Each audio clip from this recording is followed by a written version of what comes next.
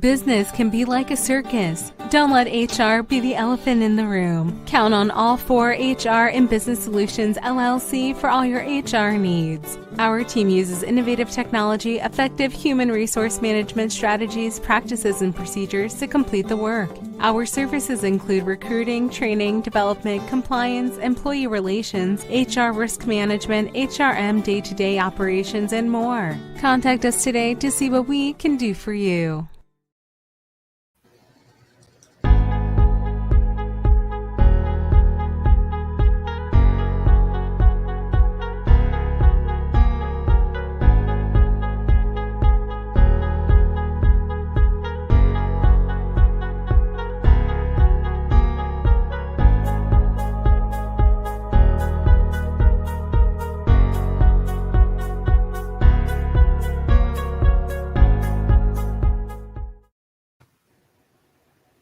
Good morning, good morning, good morning. Good afternoon. Happy Talk About It Thursday, everyone. It is April Halliburton here of All for HR and Business Solutions. I am excited. Talk About It Thursdays is my second favorite day other than Freedom Friday. So welcome to the show, everyone. We have our special guest on here, Rodney Bellamy, who is a labor relations expert, and he's actually the founder also of Rodn Staff Consulting. So we're going to be chatting today, chatting about our favorite topic, right? The pandemic. So we're going to talk about the pandemic season. If you don't know who I am, again, I am April Halliburton of All for HR and Business Solutions. We are a virtual human resource business partner and consultant. Been in business a little over 10 years. Our mantra, folks, is business can be like a circus. Don't let HR be the elephant in the room. We manage and we consult with businesses 2 to 49 employees throughout the country.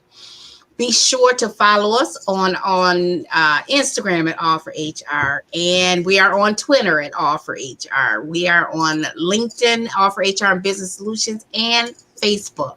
So come on over and join us. Welcome, Rodney, to the show. This is our second live show, and I can't tell you how excited I am.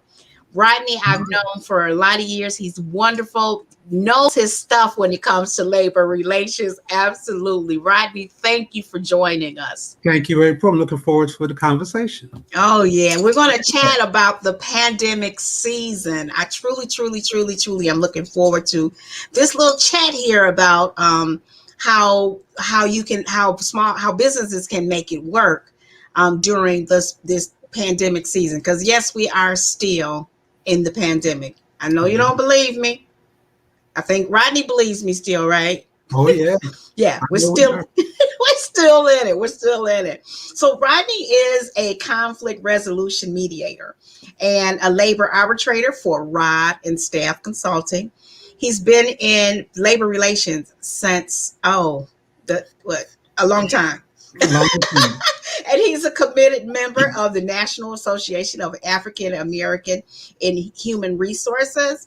He is an employee relations subject matter expert, and so he's going to share a little bit about how he got started, what put him into labor relations, because I think a lot of people take off running when it comes to labor relations. You agree? Oh, you have to. You have to take off running. So he is committed and involved in HR as a conflict resolution and diversity global strategy awareness, which includes several public speaking opportunities. Welcome again, and thank you for taking time to spend with us and chat with us today on the air with All for HR and Business Solutions. Thank you, April. I am so looking forward to this. Good. Absolutely. So why don't you tell us a little bit about how you got into labor relations, or what threw you into labor relations, probably. Throwing is the right word for it. Not too many people may not remember back in 1986, the city of Detroit went on strike. And just before they went on strike, I had applied for a job as a typist. And I was interviewed by the storage department. for the human resources division. Okay. And it was a great interview. He hired me. But what I didn't realize was that the city was about to go on strike. So when it happened, I was this brand new employee, little had a Gumby fake haircut, remember back in the day. And when the city went on strike, that was my first experience on being what they call a scab. I was part of the picket line because I was a brand new employee. I didn't know any better. I was like, this is a new job. I don't want to miss my job. Right. It was so difficult when they were on strike because every day, April, I was being threatened by the people who would eventually be my coworkers. You know, they would tell me, "Don't come into work. We'll kill you and the dog and your girlfriend. Blow up the car." It was scary. It was scary. But after the strike, I ended up working with the same people. You know, and it was amazing to me how the mood shifted. You know, now everybody's nice and friendly. Yeah. And my job was working customer service on the front desk. So I had the opportunity to learn all the facets of HR, everyone's job. Okay. My HR manager, he said to me, "You remind me a lot of myself when I was your age." He said, "Learn all that you can." And I did. But every time I applied for a union position, I couldn't get the job because I didn't have enough seniority. Okay. Now, I saw people who had more seniority than me getting jobs. I'm like, I know I'm qualified for this job. How come I can't get it? Because I didn't have seniority. But then a job posting came up that I had never heard of. It was a labor relations investigator job. It was a non-union job. And because I was so familiar with the different disciplines in HR, everybody else's job, took the test, passed the test. Okay. And the HR director came to me one day and said, "No, Bellamy, I heard you passed the test for labor relations investigator." I said, "Yeah, I did." He said, "All right." He said, "Well, you're going to start working next week, Monday, at the wastewater plant." Oops. Now, for anyone who's familiar with Southwest Detroit, where the wastewater plant is located, it smells bad out there. Yes, it does. And that's because of all the different factories out there working at the same time. So I was assigned out there, again, this little young black kid, started working in human resources and labor relations. These managers, these old white guys that ran the plant forever, my job, tell them what to do, how to apply policy, how to apply the collective bargaining agreement. And they weren't hearing it from me. I'll be honest with you. I won't call out any names, but I got threatened by some of the guys out there. They would call me the N-word. They even threatened to throw me in a couple of the wastewater vats out there. Wow. They won't find you anymore after that. It was scary. Wow. But I had this great mentor, my first boss out there. I went to him and said, "You know, these guys are threatening me. They're calling me out my name. What do I do?" He said, "Well, you got two options. You can file a complaint, and I'll back you up if you do. Or you can try to make it work for you and get them under your control, and I'll still back you up." Okay. So I made the decision. I wouldn't recommend this for everybody else. I made the decision that, all right, I'm going to fight back and learn how to get them to follow my direction, which was difficult. When they made decisions, I had to show them how their decisions would be mistakes, how the penalties would fall on them if they might make the right decisions. And within a year and a half, April, they went from calling me N-word to calling me Mr. Bellamy. So I was able to gain their respect. They relied on me as the as the labor guy to tell them this is how you manage the policies and the contracts legally, respecting your employees, and where there are loopholes or gray areas, how you can legally manage those areas so that, as far as operations, without threatening or jeopardizing employees' jobs. Okay. And they stayed employed too. So I realized then that, hey, I got something going on here. I'm doing right. Absolutely. So you that was, I'm sure, a task in and of itself. I mean, so it's to get it done right, to actually make that kind of shift in a year and a half is really, that's an amazing accomplishment, especially when you go to being looked down by managers to actually leading managers, because that's a tough thing, a very tough thing to do. So I'll congratulate you on that. I've worked with you. I met you at Human Resource Association of Greater Detroit. Yeah. Yep. That's when that was years ago. I ain't gonna talk about how long that was, but in any event, that in and of itself is a skill, right? Yes. And so exactly. And so you've taken that skill and it has trajected you into numerous positions, correct? Oh yeah. And one of them has been you in this time, the season of pandemic the pandemic season is what you call it. The labor relations, the questions have just been coming and coming and coming, whether it's small operations or large operations. And so one of the things is managing these teams remotely, especially when you've never managed a team remotely. Everyone thinks it's easy, but managing a team remotely is a lot different, a whole different animal than managing your staff on site. I could tell you some stories. Oh, I'm sure. So tell me, what kind of things did you face dealing with clients during this time in the pandemic season? It's a combination of employee relations on the non-union side as well as labor relations on the union side. Okay. We do the same challenges. A lot of times managers feel that if I can't see what I'm doing, right, and they feel that they can't manage and control their performance when they're not in their direct eyesight. Yes. The best way I could, I tell stories a lot. So I'll give you what I'm talking about. Okay, go ahead. A manager I was working with complained that one of their employees wouldn't turn on their video cameras during their team meetings. And she said, well, I don't know if she's really there or not. My response to her was, okay, does she turn on her camera on time? Is she reacting? Is she responsive during the meeting? She said, yeah, but I can't see her. I said, well, that's not a major issue. As long as you know that she's responsive to you, because trust me, some of us folk, we don't want you to see what our homes look like. Yeah. Well, we might keep the camera off, or maybe I just woke up and rolled out of the bed, and I'm not looking presentable. Right. So, as long as I'm responsive to you, I can answer your questions. That should be enough. That was hard for that manager to deal with, but eventually we got her to come around. Another manager would complain about an employee who would never be on time for working. She expects the employees. This manager expects his employees to email when they're ready to start work. Reasonable. That way that they're starting. Not or anything.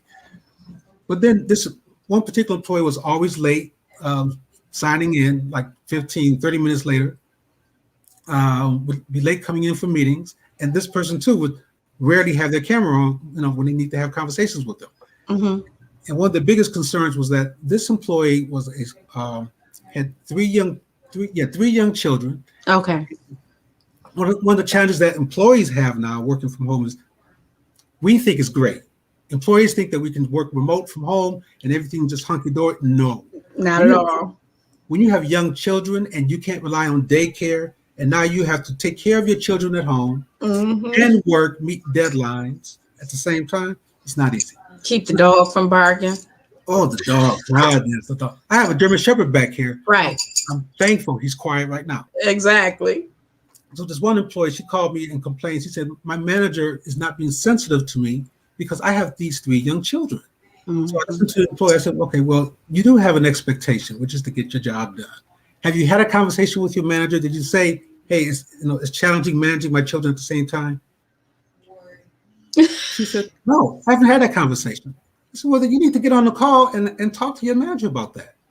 And maybe that manager would be, sensitive to what your concerns are. Yeah, yeah.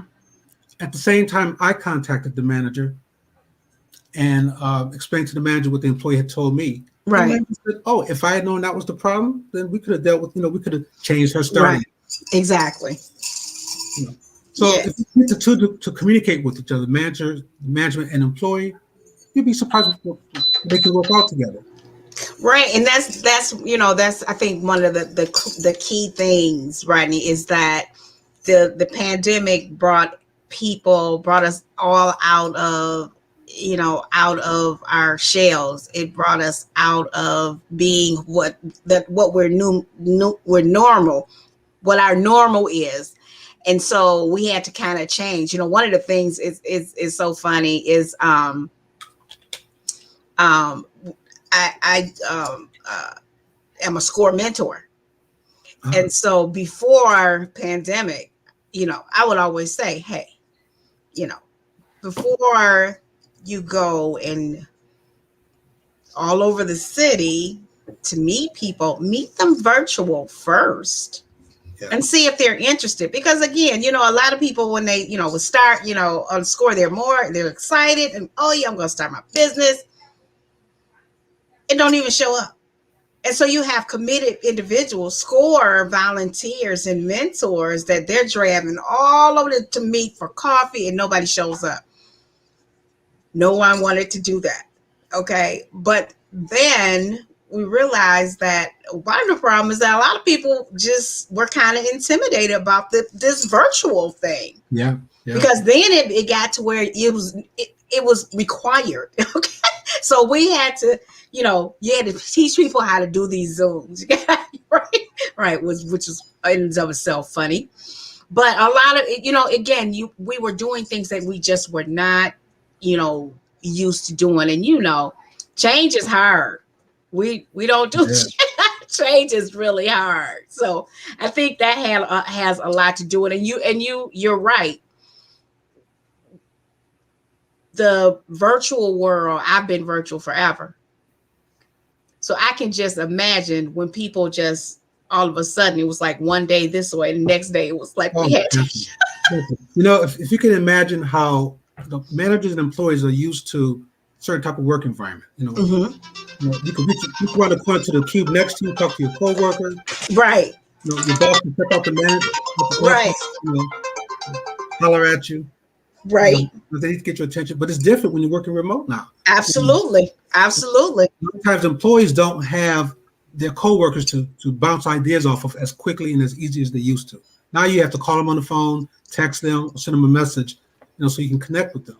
But the thing is, I thought was really great though about it is that it encouraged more communication. It's true. Do you agree? I think it encouraged more communication. Oh, yeah. Across like people that employees didn't usually work with, they were working on in this virtual world. So I thought it kind of brought people closer together. Do you agree? Eventually it does. He said eventually. Yeah, I mean, it's not an easy fix. It's not immediate because both managers and employees, labor unions as well, have to learn how to communicate virtually now. Yeah. A lot of times that's hard for people to get comfortable doing it before.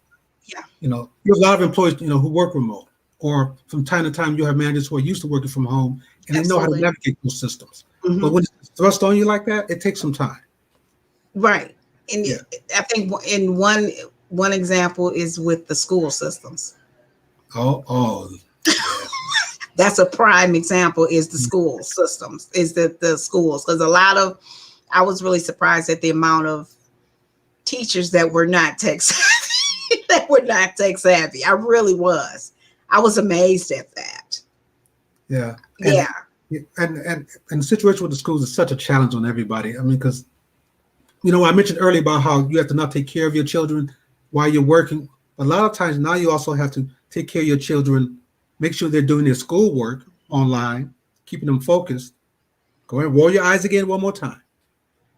And you also have to still do your job at the same time. That is a major challenge, And I don't know if we've actually gotten all the skill sets out there, communicated to folks how they can get it done. Right. Yeah, it's doable, but it's challenging. It is, and as I said, it was with. I've been virtual for 10 years. I started virtual, and so I've been virtual for years. My challenge was the kid in the school. That was my headache. I was like, oh, for God's sakes. But again, a lot of the teachers, there was an expectation that they're teachers, they're tech savvy. Yeah, that'll be a no. Not all of them. Training. Say it again. and they had to train really quick. Yeah, train really quickly, to move forward. And so, we've learned so much from with this pandemic, if you will, or this pandemic. I love that. A young man I was talking to was saying, the pandemic has people, especially business owners, doing things that they just never thought were possible. Absolutely.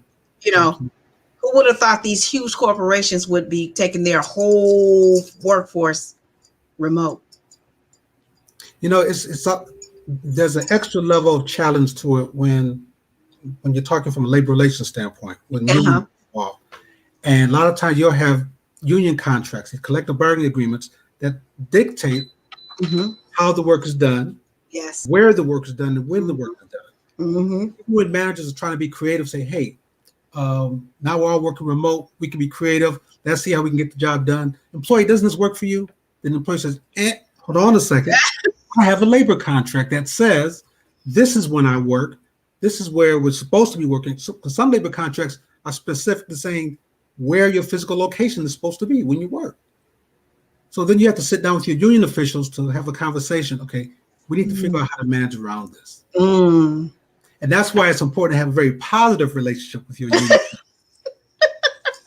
What'd you say? One of the many reasons to have a positive relationship. April, I've worked with a lot of different unions. I've worked with the type who understand the mission of the organization and they are aligned with it. I've worked with the battle and the fight.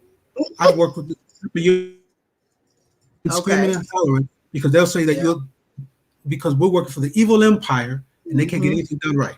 So folks like myself, we need to start off from the beginning, having a positive relationship with these union officials so that we can have this dialogue and talk about, all right, labor contract says this, negotiations won't happen for 2 years down the road. Let's find a mutual agreement so that we can get things done for the sake of the employees.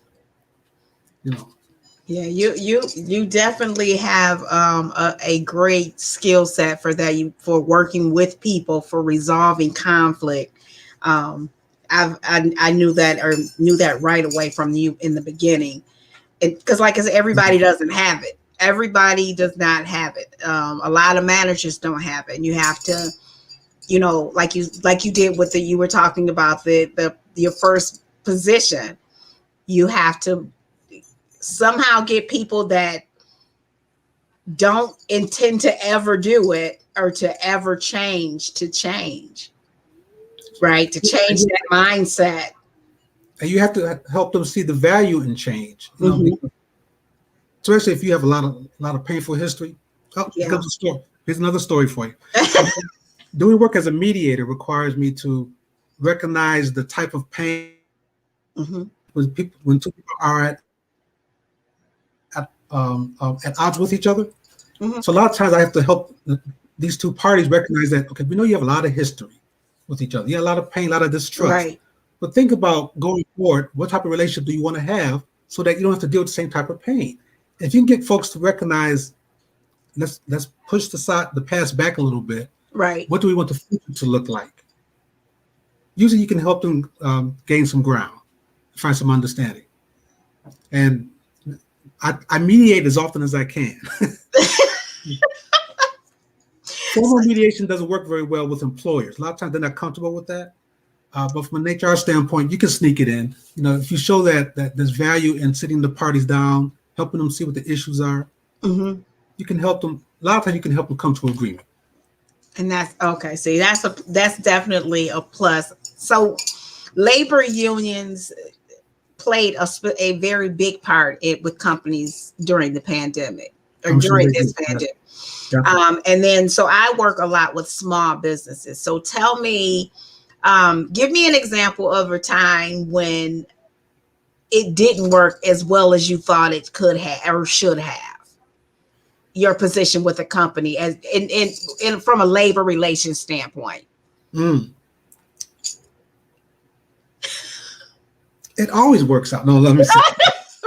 One that didn't work out the way it should have. I can think of that. one of my employers when I was living on the East Coast.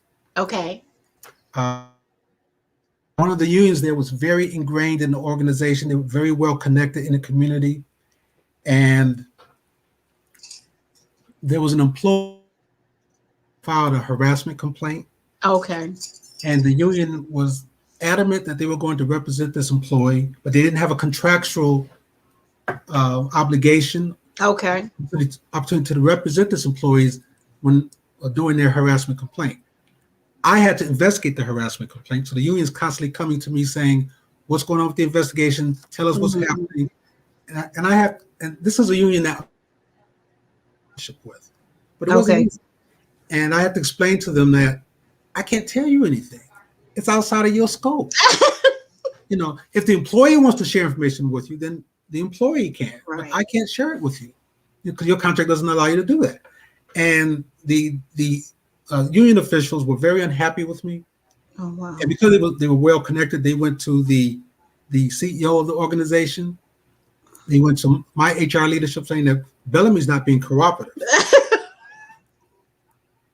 Are you not cooperating? Were you not playing well with others, Rodney? I wasn't playing well with them. I was trying to. But we were playing by two different sets of rules. I got you.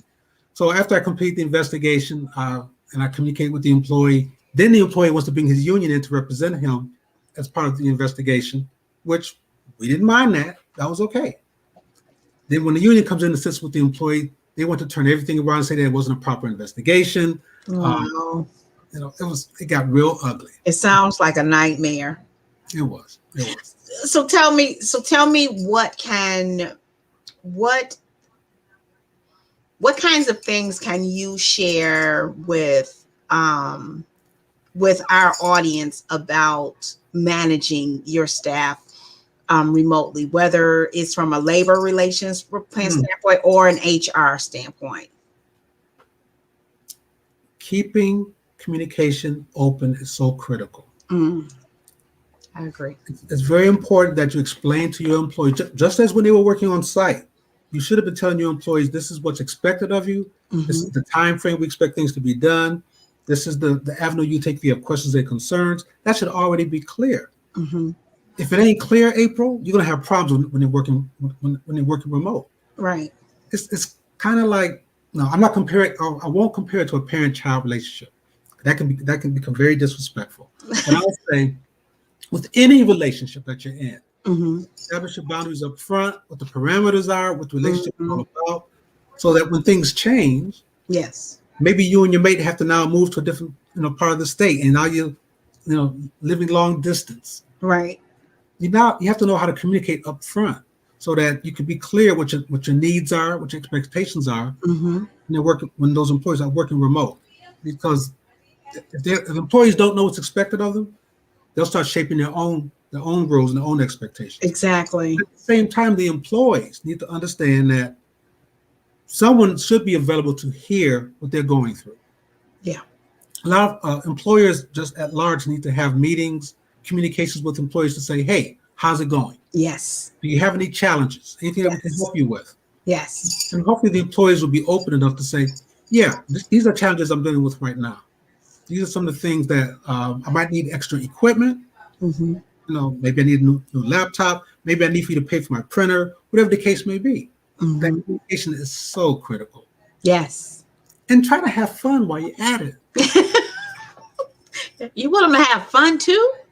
You should always try to have fun at work. Yes, you should. Yeah, because you have to keep that.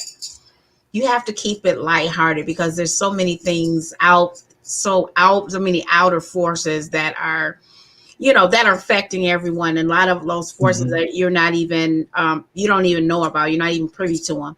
And so you have to try and make it so that, so it's not so difficult. You got to be able to understand, and you have to be able to empathize from both standpoints, from the employee standpoint and from the employer. You have to be able to empathize with each other because we all have a role. Absolutely. And people need to understand what their roles are. Yes. Especially from a labor standpoint. Yes. Our managers need to learn need to be comfortable communicating with the union leadership. Before you make a decision that that's going to impact all of your employees, contact your union and say, hey, this is what we're about to do. Sometimes the contract might say you have to negotiate it. Sometimes you just need to let them know in advance. Mm-hmm. And even if the contract doesn't say that, you want to have a positive relationship, call them in advance and say, hey, union steward, or hey, union president, this is what we're dealing with. This is what we're about to do. This is what we're thinking about. Mm-hmm. What do you think? Get buy-in from your union folks. Get buy-in from your employees before you just implement, a change in policy or procedure. Absolutely. I would say it makes things go a lot smoother. Absolutely. Absolutely. I say that all the time. It's so important that as employers, managers, leaders, you have to talk to your employees. You have to get them to buy into certain things. You need to find out what their thoughts are about certain things, how it's going to affect them. Something so, that can seem so simple. I remember working at a job this was years ago. And one decision drove everybody nuts. And it was really simple. You never would have known. But one person who bought supplies for this big company, right, ordered the supplies. Mm-hmm. Okay. Manila folders. All of this for manila folders. Huge problem because of these manila folders. You know why? Because these were what they call them. They have the cut ones, where you have the little tab here, the little tab here, little tab here. Remember those tabs? You remember those? Yeah. Okay, so this one person decided that it was cheaper to get the ones that didn't have the tab. So, an uproar, Rodney. An uproar. People are like, how are we going to see the tabs in the folders? Because of what they're used to. Because of what they were used to. And I'm looking like, okay, but do you see the problem? You're cutting a few dollars, and you got the whole place in an uproar about these dang on manila folders. I wish somebody would know what I'm talking about, because I know somebody gonna see this and be like, I remember that. But I mean, but this person didn't say anything. She just went and did it. You didn't ask the people that were doing this job and working with these folders every day, what do you think? Absolutely. They're the ones who do the work. Exactly. So you have to be able to communicate with them, get their responses, their feelings, and especially during this doggone pandemic. We have to know what people are going through as HR people, as labor relations. You have to, and you can't ignore it. You can't ignore the outside frustrations that people are dealing with, in this past year. The last thing you're going to do is ignore it. April, I would say this about the work environments where they are non-union, where they don't have unions. Mm-hmm. This pandemic season makes it ripe for unions to find their way into those organizations. Mm-hmm. You're not connecting if you're management, you're not connecting with your employees, if you're not listening to what they're saying, if you're not responding to their challenges, mm-hmm. you're not just answering their questions in a timely fashion, such as, why are we using these particular envelopes when you used to use these? Or Mm-hmm. these folders? If you're not having those conversations, that can make the employers say, my employer doesn't listen to me. Right. Who's going to represent my interests if management doesn't listen to me? Absolutely. And those are the folks who will go out, they will find a union that'll say, well, obviously you need somebody to negotiate on your behalf. Mm-hmm. So if employers and managers want to keep a positive relationship with their employees, mm-hmm. so they don't feel that they need to be represented by a union, mm-hmm. be responsive to your employees. Yep. What I typically say in those kind of environments is, if you get a union, you've never had one before, you were doing something that could have avoided that happening. Okay. And now that they're there, they're part of your family. Get used. What you say, Rodney? Now that they're there, get used to it. What? I like that. I like that you said that. You said if you didn't have the union before and you have a union now, it was because of something you weren't doing that brought the union in. Now maybe it's something that's totally outside your control. But Okay. if it is, communicate to your employees. A lot of times, I remember this one CEO at this organization who, in healthcare, every little thing that was negative, he would sit down, he would have a town hall meeting with the employees and say, hey, this is what's happening. Hey, these are the challenges that we're facing. Money is tight. This is what we, if we have to do layoffs, we'll let you know in advance. And he communicated with the employees so well that there were at least 2 or 3 unions trying to get into this hospital. The employee said, hey, we don't need you because our CEO is communicating to us. We know what to expect. Our concerns are being addressed. If you have those conversations, I can't say that's a perfect Right. minimize the possibility of having a union have to come represent your employees. And if you already have a union there, keep a positive relationship if you can. Talk with them, communicate with them. Yeah, that makes excellent sense. Communication is the key. Oh, Without communication, I mean, relationships, the business is just, well, there's no way. And you got to start it off. Like, so many people go, oh yeah, we have an open door policy, but they really don't. It's just, it's the thing to say. It's a policy that's written in their book, in their handbook. It's not necessarily something they do. But an open door policy has to be something that you do. It has to be something that a company is. I challenge organizations. I challenge managers when they say, oh, we have open door policy. Yeah, okay, so your door's open, but what happens when they come in and sit down with you? Exactly. Do they feel engaged? Do they feel included? Are all things equitable? Do you recognize the diversity of your employees? Communicating the same message to everyone, and you need to tell that message a little bit differently. Yes. Having a door doesn't mean anything. What matters is what happens when they come and sit down and talk with you. Absolutely. I like that. You have an open door policy, but you have what happens when people come in, when they come in and sit down and have that talk with you. Absolutely. Yeah. Are you listening? You're right. Are you listening? Do you hear them? Because again, I've seen so many companies that the first thing they say is we have an open door policy. Like, really? Yeah. And they really don't even know what that means. Don't have a clue. Right. Don't have a clue. I remember when the first time I relocated outside of Detroit, and I took on what I openly say this was my favorite job ever. I was an employee labor relations manager in a hospital that had no unions in the beginning. And they had a brand new union coming in.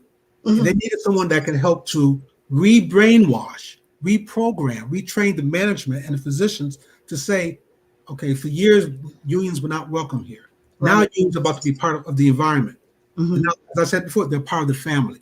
Right. So we figure out I had to help them rethink, reprogram them to see that they're part of the family now, and we need to be respectful of them being in the hospital now.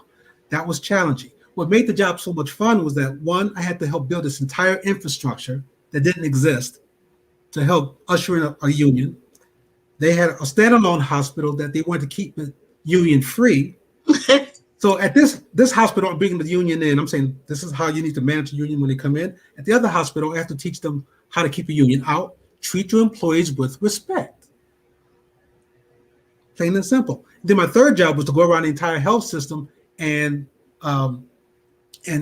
train the management on, if you have an existing union, this, how to minimize the problems that you're having with them. Right.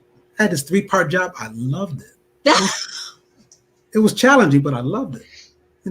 We were able to keep one hospital union free because the manager learned how to treat the employees with respect. The other hospital, the union came in. Management learned how to respect their presence there and how to negotiate contracts with them. And the rest of the health system where they had unions at, we showed them how to rethink their relationship with their unions so they can communicate better, have a stronger relationship. Oh, that was so much fun. Sounds like fun. I got more gray hairs from it though, but it was fun. Wow. And now that was you were in that position how long? Ooh, that was about 4 years. Okay. Yeah, about 4 years. Well, you have a lot of interesting positions, a lot. And like I said, what you do, labor relations, I can learn a lot from you on a daily basis. Rodney, I really could. I really, really could. I like the fact that when you were talking about you're the same sounding board that I've been saying. It's so important that you communicate. And it's something that you say, it sounds so simple, but a lot of companies don't get it. Yeah. They just don't get it. And so you have to, again, I would love to see what kind of strategies you use to kind of rethink, to change that mindset that managers may have, upper management may have. How do you retrain that brain, to think differently, to make those kinds of changes. Yeah. Oh, and again, it's not like a light switch you just flick on and off. Right. It takes time. You're gonna bump heads as you go along. Mm-hmm. There will be a few, I won't say failures. There'll be a few challenges along the way. Right. But you learn from those challenges. Okay. And I rely a lot on storytelling. Okay. There's so many examples from places I've worked at that almost every question a manager can ask me, I can give them the practical policy. Mm-hmm. But then I can also give them a real world example of this is how it worked somewhere else.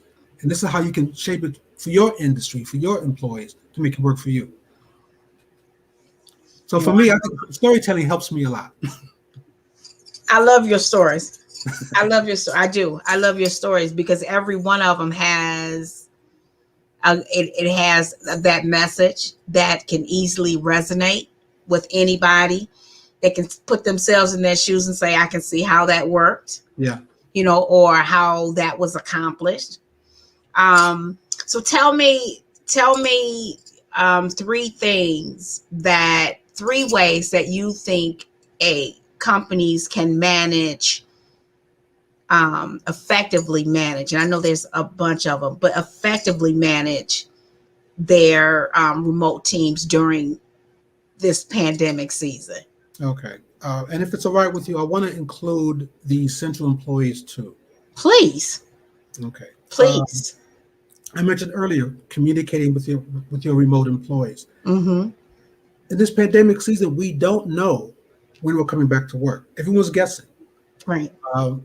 The best thing you can do is you can gauge. We think. Don't give a 100% black and white answer. Just say we think that we might be able to get back to work on site within this period of time. If there are areas that you know there's no reason to come back to work, tell your employees. We don't think this function will ever come back. Now we've learned there's not a need for it. You can continue to work from home. Tell the employees up front what to expect. If you don't know the answer, be upfront and honest with them. Because we're all sitting at home wondering, how long am I going to get away with this? How long am I going to be forced to keep doing this? Because some employees want to go back to work on site. Yeah, some do. Yeah, some do.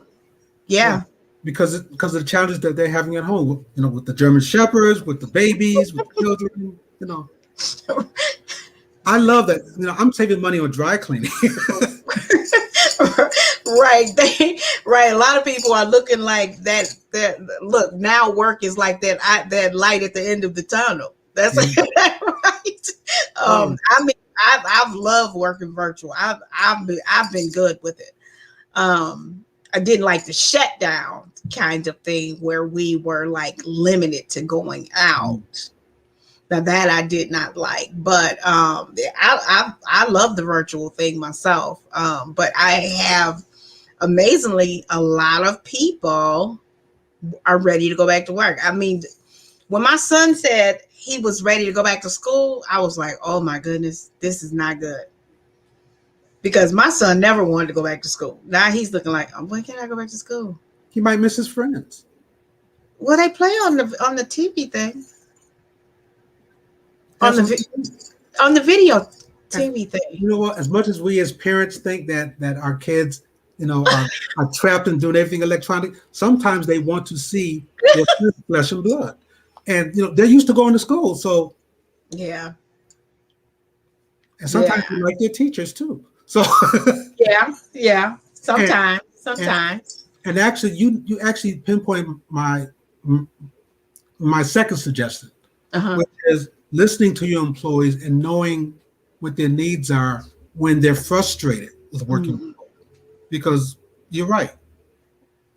When we were on total shutdown, it was really difficult. But now that we've learned we can go outside, can sit on the porch, if you can tell your employees, go out and take a walk, just make sure you're back in time for our meeting. Right. Let the employees, give them what the boundaries are. Do you let them run out and do? You're paying them for 8 hours a day, so you got to communicate what those boundaries need to be up front. Right. But listen to your employees. Help them figure out how they can manage being stuck at home if they are. I would say we can't ignore the fact that you have remote employees, and then you have those essential, what we call, what's the term we're looking for? The CIWs, critical infrastructure workers, the ones that have to be on site. They have to be there. And remember, you have two different groups of employees: the ones that have to work there and the ones who are working remote. Don't treat one any better than the other. But when you need to be sensitive to the fact that they may not want to be there. They may still be afraid, even though they're working, even though they're getting paid. They may still have a lot of concerns and fears of, I don't know what's going to happen. What am I being exposed to? Are my surroundings clean enough? Yeah. You need to communicate with your essential employees. Let them know this is what you're doing to make the work environment safe for them. And also, if financially you can afford to do this, really think about doing some type of hazard pay, pandemic pay, hero pay, whatever you call it. They do it in hospitals, they do it in city government, police departments do it. Can you afford to do that?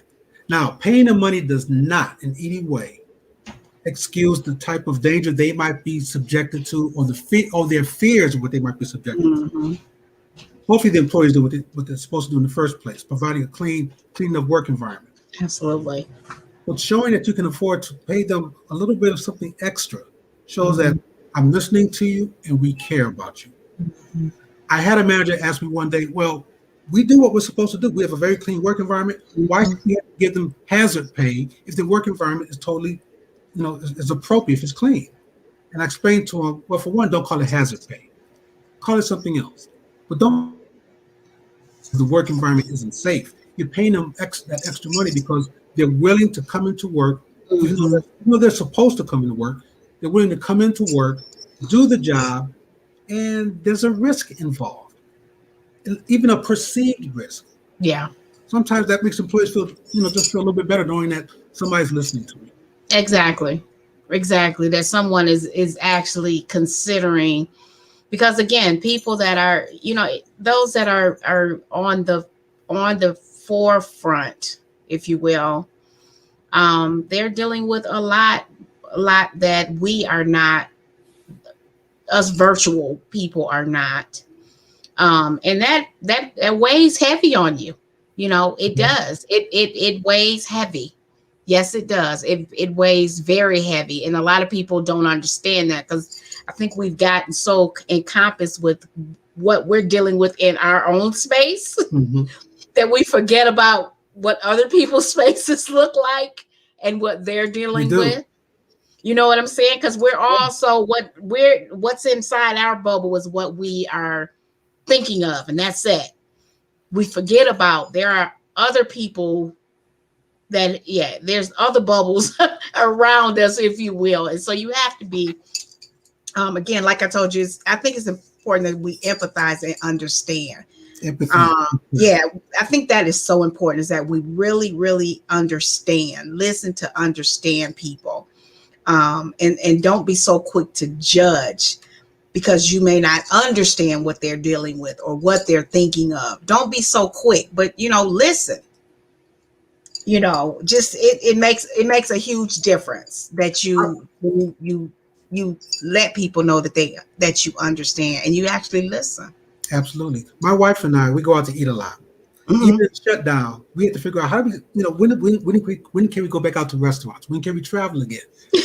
Even when I stop, April, even when I stop at fast food restaurants, Mm-hmm. So I have a mask on when I pull up to the window. Yep. I've been vaccinated. Mm-hmm. That's so what? I still wear my mask because that person behind, in the drive-thru doesn't know if I've been vaccinated or not. Mm-hmm. I still wear my mask. I tell them thank you for being here. Mm-hmm. When they give my food, hopefully the order is correct, but when they give my food and they change, I thank them for that too. And if they screw up my order, I stay respectful when I get them to correct it because they're essential employees. They're feeding us. Yes. Now, I still expect great service from everybody. Yes. But I have to be sympathetic, empathetic to their plight. I don't know what they're dealing with at home. I don't know what they're dealing with their managers. I don't know if the employer is paying them extra hazard pay or not. Mm-hmm. But I'm going to be respectful to those essential employees, and our managers need to recognize that as well. Absolutely, absolutely. Yeah. So tell me, what would you like to leave our audience with? What final thought would you like to leave with our audience? We don't know when pandemic season is going to end, or if it's going to end. Things will be different than what way things were before March of last year. Things will be different. Be flexible.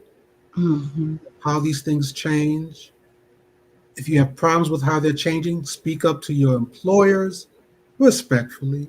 Please. Employers, speak up to your employees. Speak to your employees respectfully, Mm-hmm. so that you can make sure that your needs are being met, and the needs of the organization as well. Because unless you're going to quit and find another job, you need this employer. Mm-hmm. So whether you're working remote or whether you're working, be flexible, but hold your managers accountable. Managers, be flexible. Hold your employees accountable. Between the two, you're going to have a very positive relationship comes out of that. Because if you're communicating and you keep a strong relationship, Mm-hmm. you can achieve a lot with that.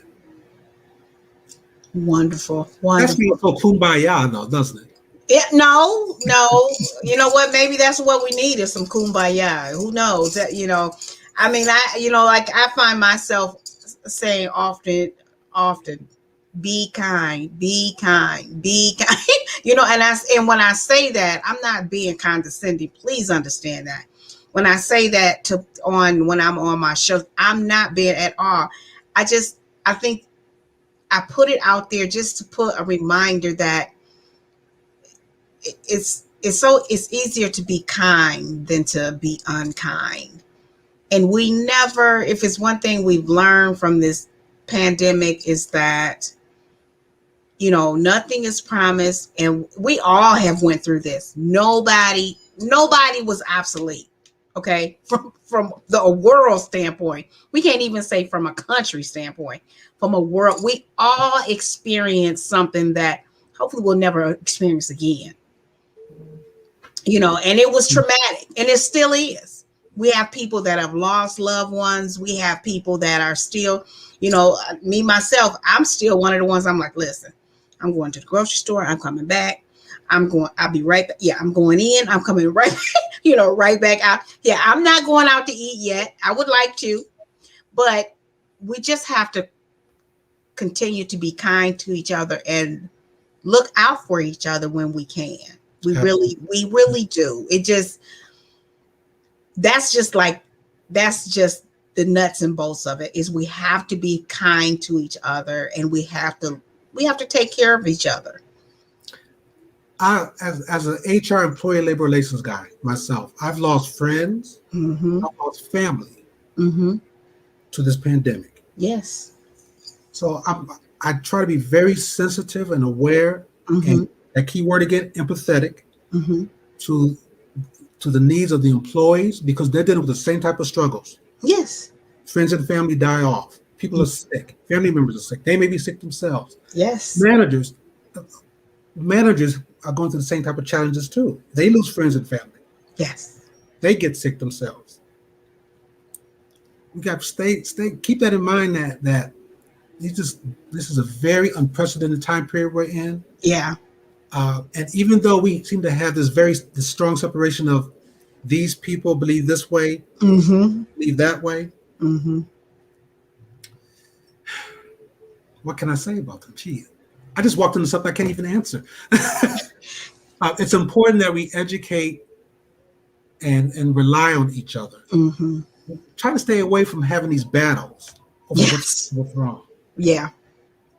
You know? Yeah. Well, I thank you, Rodney, for joining us on the show. Again, I could pick your brain on labor relations forever and a day, because you're good at what you do. You have a huge heart, and you are, like I said, you definitely have a talent for working in labor relations. I appreciate you coming on the show. I hope to have you on again. Oh, yeah. And I know I wish you well in everything you're doing, because you always have your hands in like 15 or 20 different things at a time. You always have. Yeah. So I appreciate you taking time out to join us, and I look forward to having you on the show again. I look forward to it, April. Thanks a lot. Oh, no problem. No problem. Thank you so much again. Folks, I want to thank you all for joining us on All for HR and Business Solution on the air with All for HR Biz. If you haven't had a chance, be sure to go on over. Follow us on Twitter at All for HR. We're on Instagram, All for HR, and we're on Facebook at All for HR and Business Solutions. If you haven't had opportunity, don't forget about our Facebook group for small business owners and HR professionals. We're always sharing great tips. Coffee with All for HR on Tuesdays and Wednesday mornings from 9 a.m. to 9:30. Facebook Live on Tuesday evenings. Tomorrow is, you guessed it, Freedom Friday. So join us for our Freedom Friday HR question. We'll be answering that live tomorrow morning. Again, don't forget, business can be like a circus. So don't let HR be the elephant in the room. Until next week, stay safe, wear your mask, be kind. Take care, everyone. Thanks, Rodney. All right, April. Bye-bye.